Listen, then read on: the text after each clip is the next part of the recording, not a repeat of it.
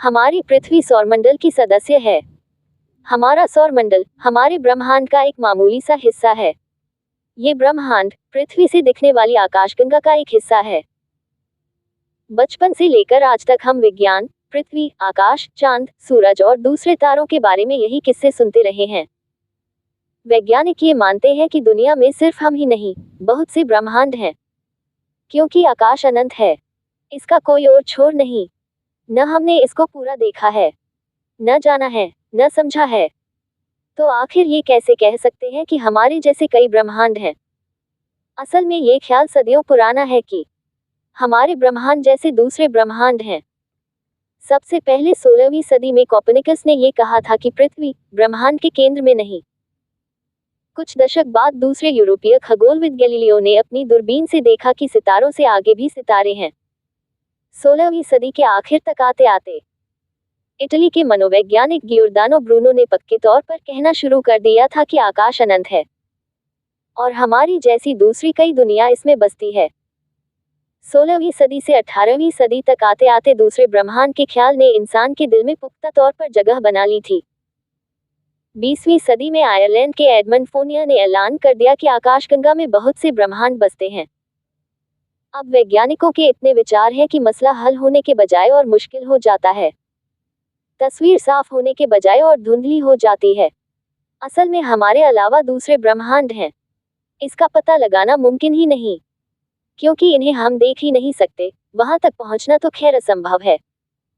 हमारा ब्रह्मांड केवल 138 करोड़ साल पुराना है, तो बाकी के ब्रह्मांड अगर हैं, तो वो इतने प्रकाश वर्ष से ज्यादा दूरी पर हैं, इतने दूर कि वहां रोशनी नहीं पहुंच सकती। वैज्ञानिक कहते हैं कि ब्रह्मांड अभी अलग अलग हैं, मगर वो हमेशा ऐसे नहीं रहेंगे। एक वक्त ऐसा आएगा जब वो एक दूसरे के करीब आएंगे, एक दूसरे में मिल जाएंगे। वैज्ञानिक ये भी कहते हैं कि जैसी हमारी पृथ्वी है परमाणुओं से बनी, वैसी ही और भी पृथ्वी होंगी दूसरे ब्रह्मांडों में, करोड़ों किलोमीटर दूर, हमारी नजरों से ओझल। ऐसा है तो जैसे हम आज दूसरे ब्रह्मांडों, धरतियों के बारे में बात कर रहे हैं, ठीक उसी तरह कहीं दूर ऐसी ही बातें हो रही होंगी। सोचिए, ये ख्याल ही कितना दिलकश है। ये ख्याल कितने पुख्ता हैं। इनकी पड़ताल के लिए हमें ब्रह्मांड की शुरुआत के दौर में जाना होगा। सबसे प्रमुख थ्योरी जो ब्रह्मांड की उत्पत्ति के बारे में चलन में है वो है बिग बैंग थ्योरी।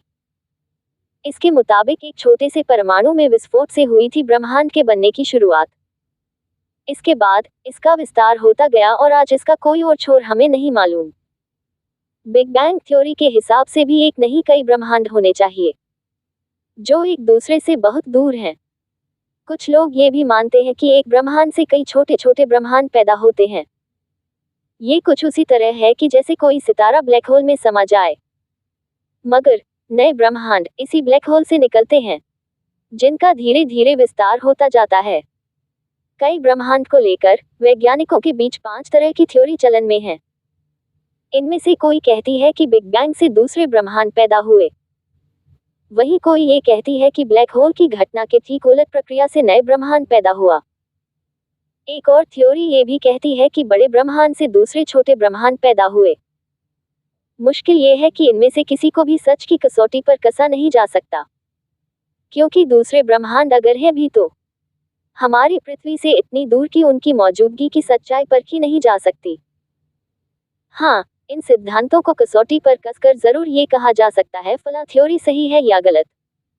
आमतौर पर वैज्ञानिक अब ये मानने लगे हैं कि हमारे ब्रह्मांड जैसे कई और ब्रह्मांड हैं। वो कितने हैं, कितनी दूर हैं, ये बताना मुश्किल है। असल में किसी भी खगोलीय घटना के जरूरी है कि उसके लिए भौतिक विज्ञान का कोई सिद्धांत हो।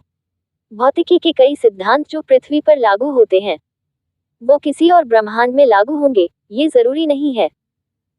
इसीलिए वैज्ञानिक बहुत दिनों से थ्योरी ऑफ एवरीथिंग तलाश रहे हैं, यानी भौतिकी के कुछ ऐसे बुनियादी नियम जो हर जगह, हर हालात में लागू हो जाएं।